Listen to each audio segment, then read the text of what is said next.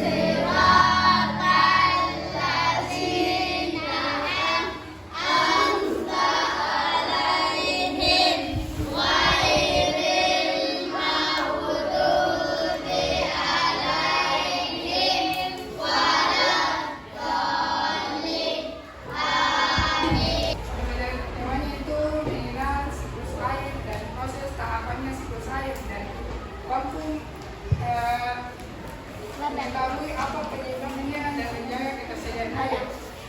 Nah, tujuan pembelajaran kita ini pada hari ini adik-adik dapat mendeskripsikan atau menyusun tahap-tahap siklus air. Nah, sebelumnya kemarin karena biasa sudah belajar siklus air. Pernah belajar siklus air tidak? Tidak. Belum. Saya bertanya coba. Kenapa itu air yang kita terus gunakan selalu kita pakai air, tapi tidak ada habisnya? Siapa yang bisa menjawab? Saya sebenarnya. Kenapa itu selalu digunakan air, tapi tidak pernah ada habisnya? Ada yang bisa? Karena coba.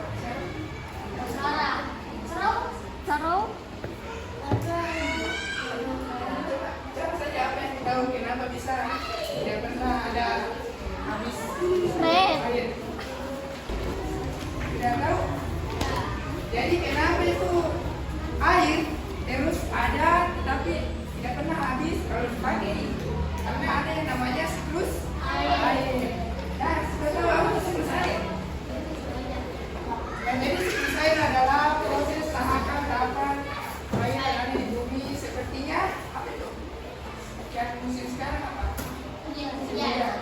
Nah, itu merupakan proses melalui proses tahapan siklus air. Nah, karena sekarang nanti saya kakaknya akan membuat kelompok, jadi kelompok. Dan di situ ada di sini yang ditulis proses-proses menggambar di proses tahapan siklus air. Dan setelah itu adik-adik setiap kelompok mempresentasikan, membicarakan, menjelaskan proses tahapannya siklus air. Jadi silakan simak videonya. Dan pembelajarannya sebelum saya jelaskan orang. Oke, semuanya lihat? Lihat. Yang di belakang, cium. Lihat ya? Lihat. Jalankan adik-adik memperhatikan video yang saya terapkan. Ini merupakan alur dia menjelaskan proses tahapan siklus air. Jadi tadi jawabannya kenapa bisa air tidak pernah ada habisnya kalau disediakan. Karena di sini video itu tugas yang saya adik-adik menyusun tahapan siklus air.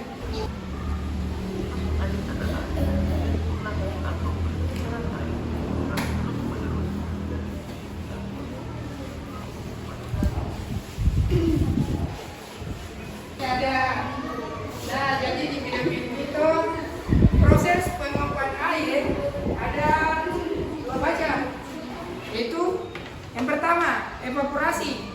Prosesnya itu evaporasi, itu penguapan yang memakai itu diuap dari air dari sungai, danau. Apalagi biasanya kolam, misalnya juga itu di jemuran. Biasa gimana lihat Dek?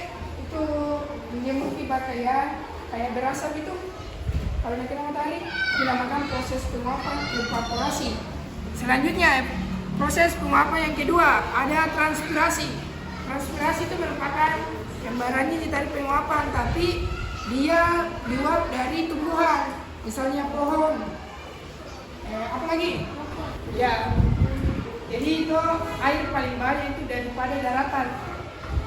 Contoh ini, 97% air asin dan 3% hanya air tawar. Kemudian, nah di sini fungsinya air berapa saja? Tadi sini berapa? Ya kan?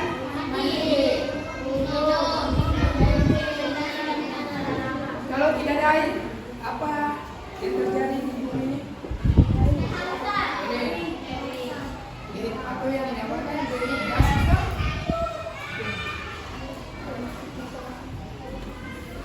Ya, sudah tahu apa itu siklus air? Coba siapa yang bisa menjelaskan apa itu siklus air? Berani ungkapkan pendapatnya walaupun salah, yang penting berani karena di sini sama-sama belajar deh.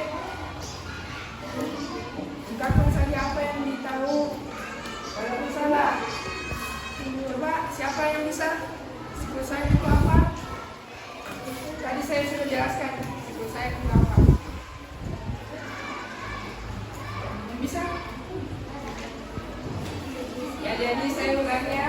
Jadi siklus air adalah proses tahapan-tahapan yang terus berulang yang ada di bumi ini, sehingga kenapa bisa tadi terjadi air itu tidak bisa ada habisnya kalau digunakan terus karena adanya siklus air.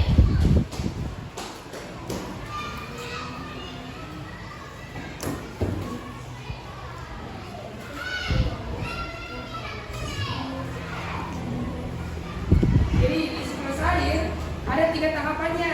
Yang pertama itu penguapan. Nah, uap atau menyerap itu air yang ada di bumi.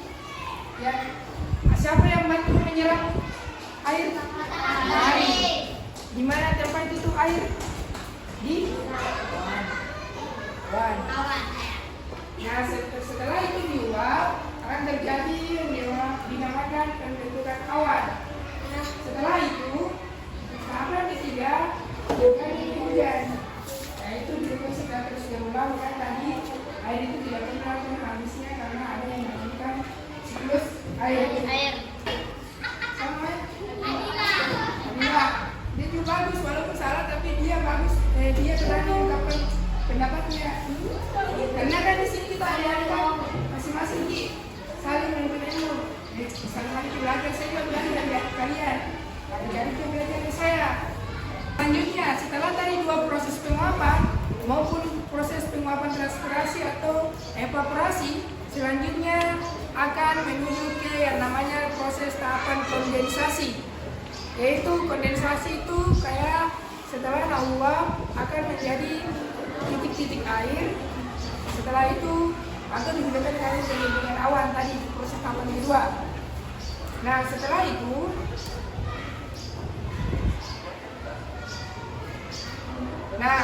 setelah itu titik-titik airnya sudah full nih sudah tidak ada kuat nih awannya. Nah, ambuk itu air nawab. Nah, kalau tidak sudah full itu yang dinamakan air yang ada di awan, pembentukan awan. Nah, ada yang angin yang membantunya. Kenapa biasa itu terjadi? Biasanya hujan di sini, di sana tidak, karena itu tergantung dari arah mata anginnya dari mana ke bawah itu awan. Nah, setelah dari proses apa tadi saya bilang? Sedang penguapan apa? Pembentukan awan atau yang dinamakan dengan kondensasi.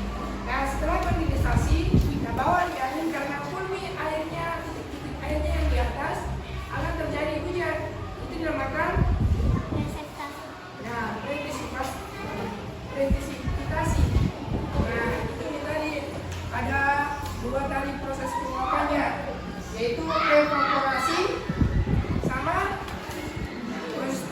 tadi ada dua. Yang pertama apa tadi? Evaporasi. Kedua,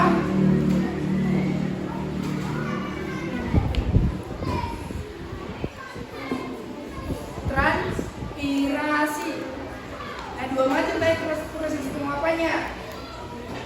Nah, kalau evaporasi, penguapan yang dilalui apa tadi proses penguapannya?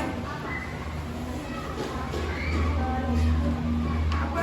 Evaporasi. Dia uap dari mana nah uap?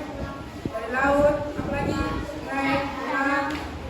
Nah, kalau transpirasi buat. Nah, setelah penguapan dinamakan proses selanjutnya apa? Apa tadi? Kondensasi. Kondensasi. Oke, kita kan namanya tuh. Nah, setelah kondensasi, selanjutnya kita bawa angin. Bawa angin karena sudah pun itu proses uap yang ada menjadi titik-titik air di kondensasi.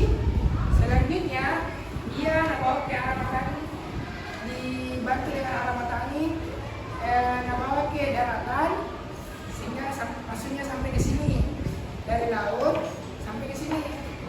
Nah, setelah itu karena kulmi akan tidak kuat nih ceritanya terlalu kulmi di awal tumpukan air. Nah, sehingga terjadi yang namanya hujan.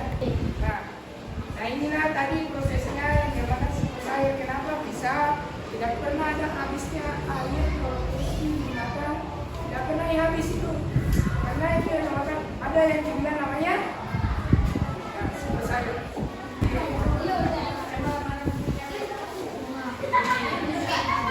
Misalnya ini namanya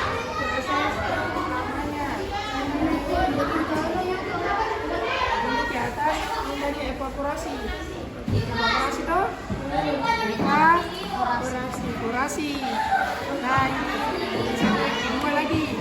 Penguapan.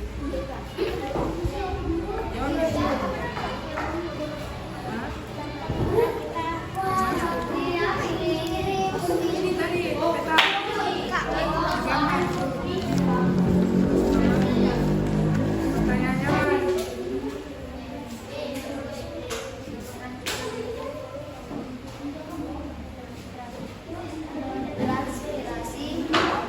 Nah,